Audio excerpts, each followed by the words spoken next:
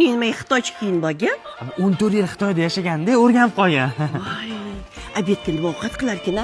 一阳之味道，仔细东来。 Bolam xotining ovqat qilmasin. Xo'p, Zebi 14 yil Xitoyda yashab o'zbek sho'rvasini sog'ingansan-ma. Qoshiqda ol sho'rvadan-chi. Nima cho'p deyman? Suvini-chi?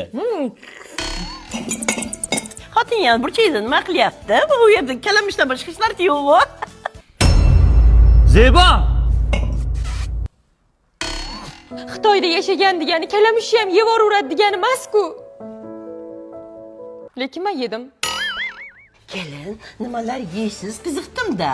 Birinchi ovqatga buni solamiz. Keyin nordonroq achchiq bo'lishi uchun bundan solamiz. Yana ham achchiq bo'lishi uchun bundan solamiz. Keyin yana ham achchiq bo'lishi uchun bundan solamiz. Yana ham achchiq bo'lishi uchun buni ham solamiz.